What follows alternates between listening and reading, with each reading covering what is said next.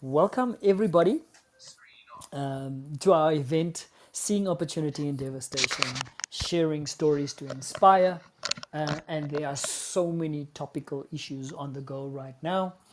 And we see that we've actually been trending on the hashtag load shedding shorts and videos that we've published. So I'm just going to encourage you if you're either listening now or you're listening to this at a later date, if you want to listen to all our other podcasts, just go into our YouTube channel, Griffin Enterprise Development, and there you'll find all the playbacks that we have published on YouTube.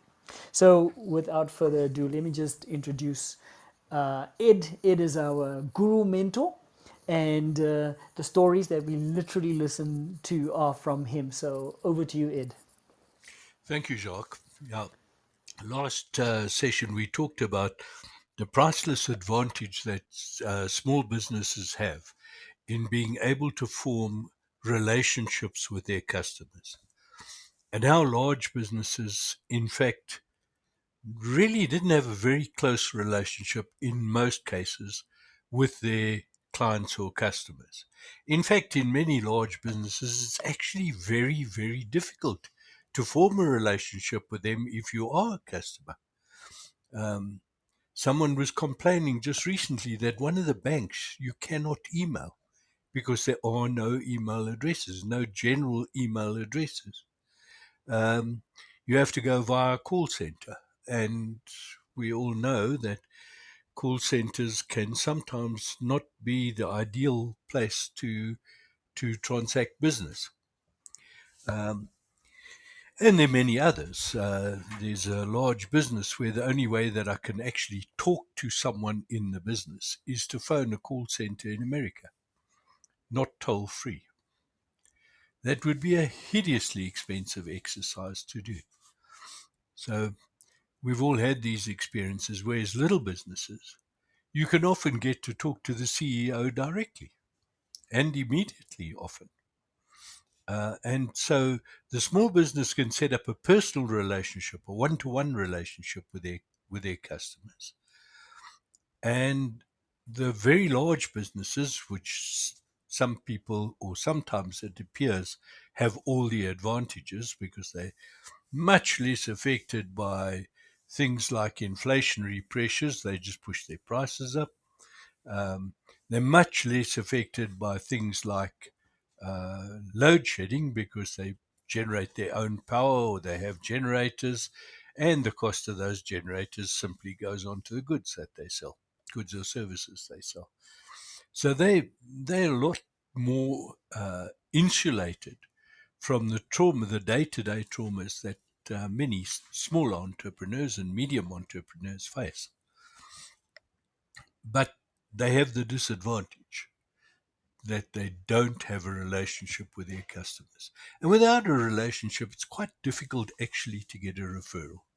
You will have all had the experience of calling a call center and then being asked to complete a short survey afterwards. And one of the questions would be, based on your interaction with this call center agent, how likely are you to recommend our company to others? And the call center agent has given you very good advice and helped you a lot, and they've been very pleasant, and you're aware that they probably bonused on the results of this survey. So you give it a very high rating. Do you then rush out and tell everyone to go to that company? No. That kind of ability is reserved for little businesses, little to medium businesses. And many of them have that. Um, Many of them have that gift where all or most of their business coming in is by referral. They don't market.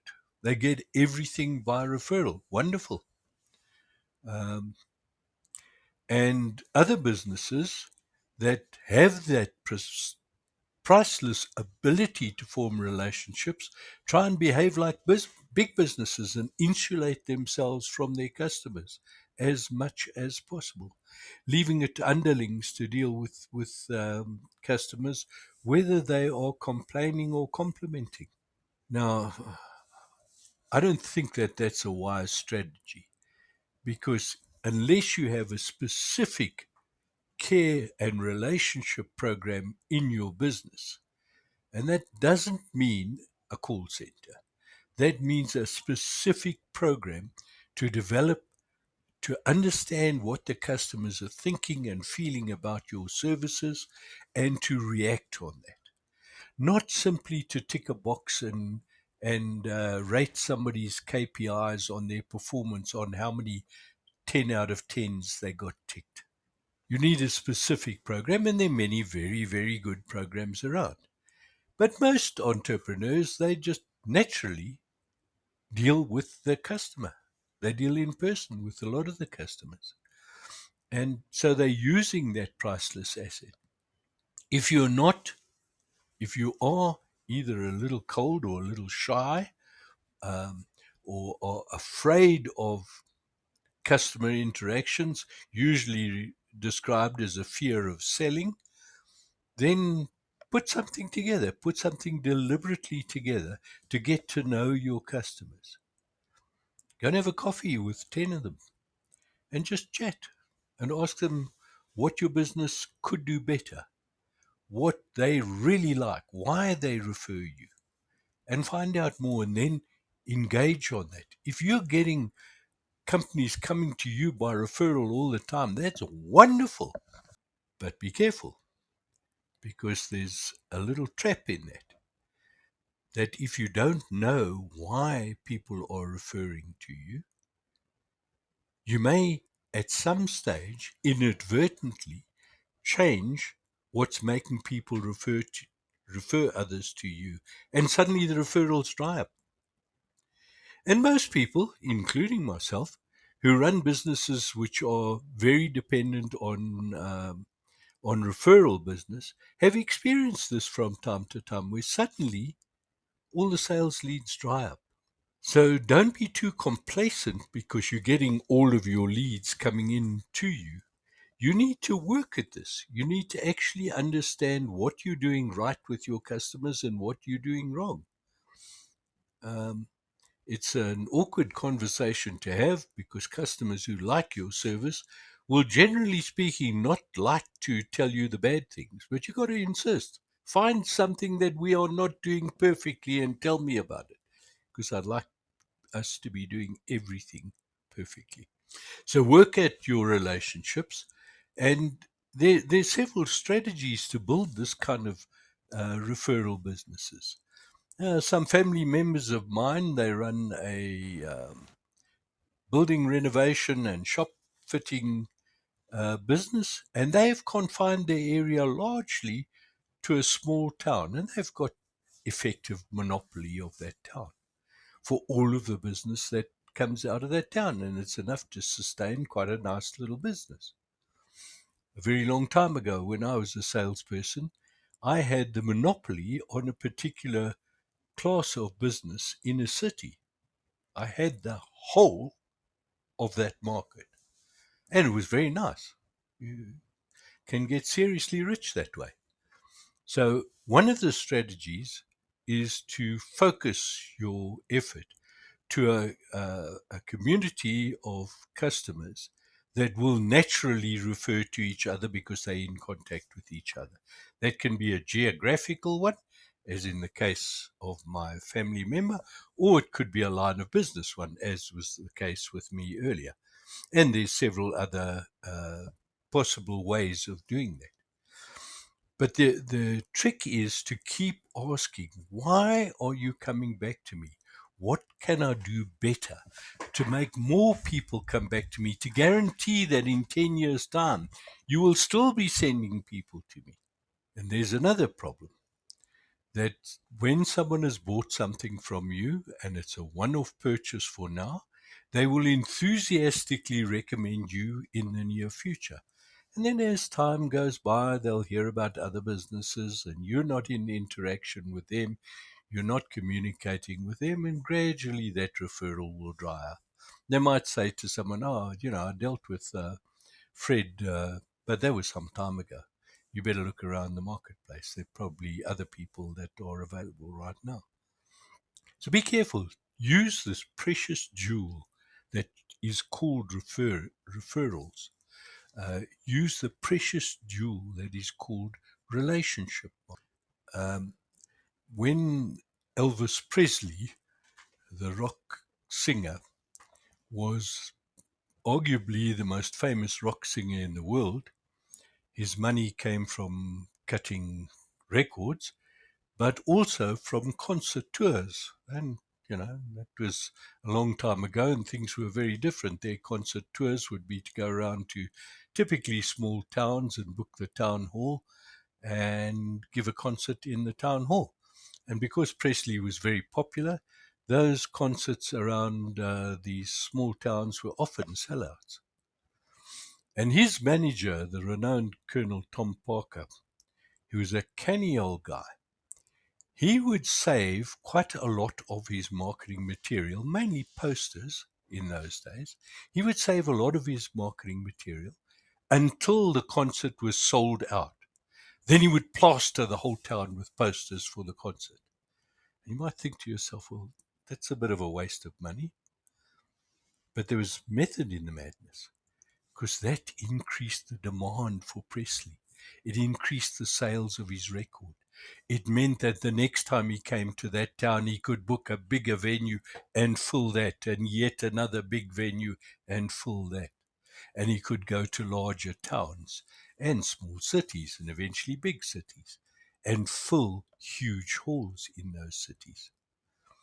And it was simply a case that Parker never stopped marketing, never stopped doing a relationship sell to the millions of Elvis Presley fans at the time. It's a technique that's fairly widely known in marketing. But although it was so successful and although it sounds so clever, very few people practice it today.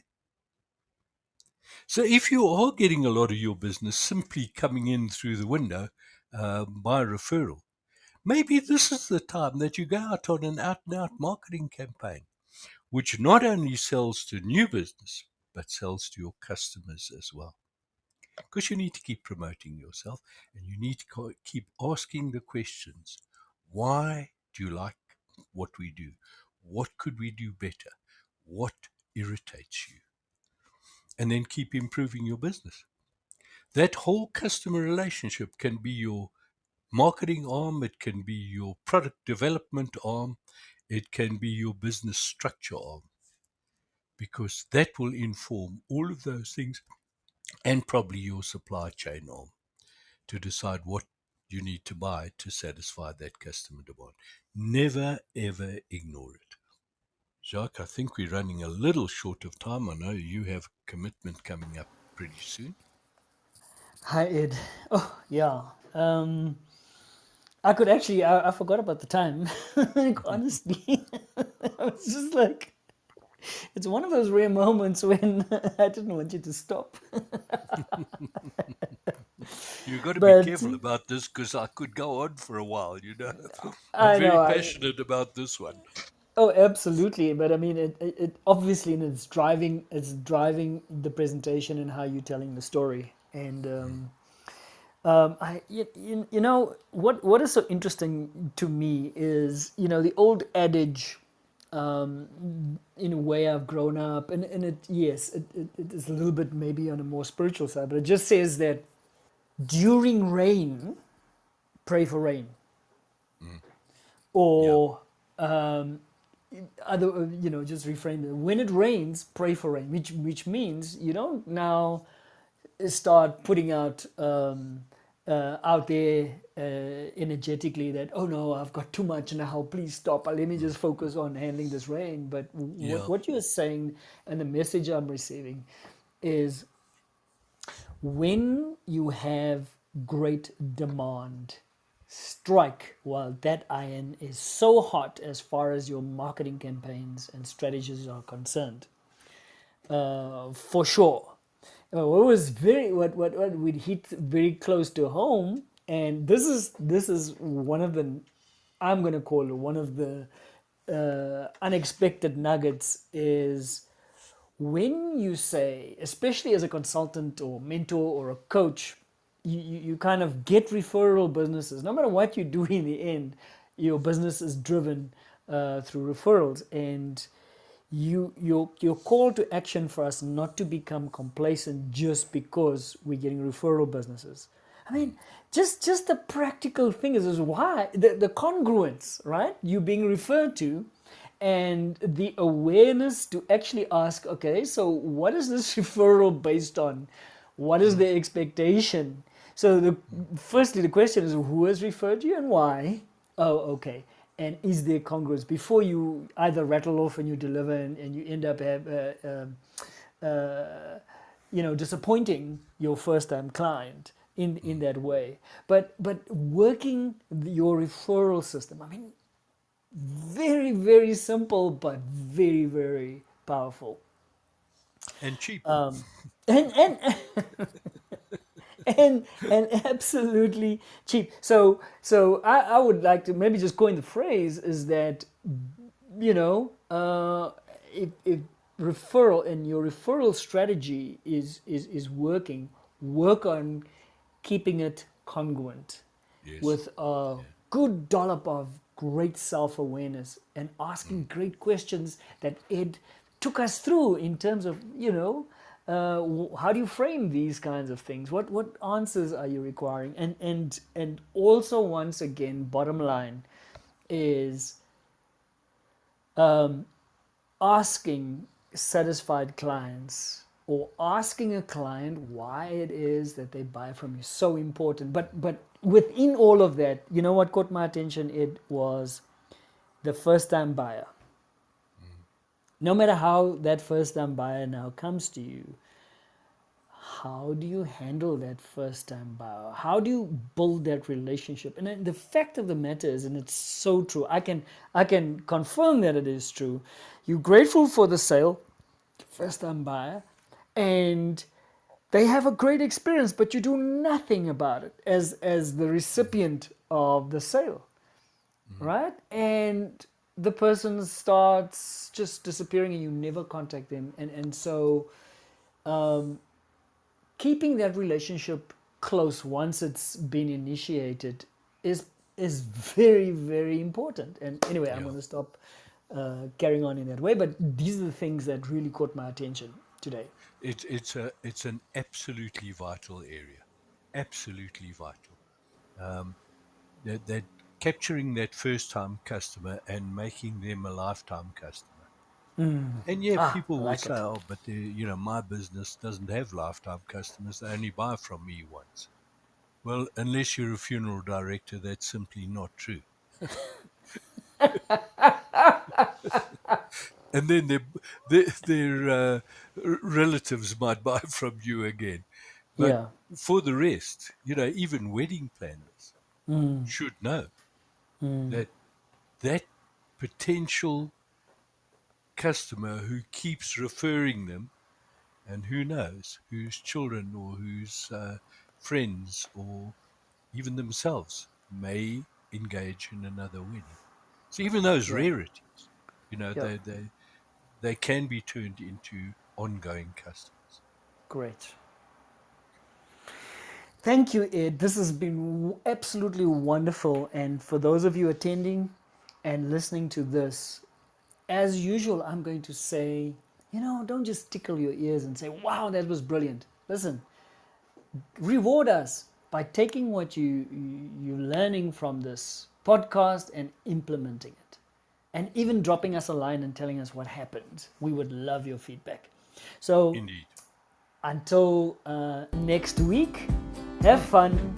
We will continue to inspire you with practical things to drive your business to success.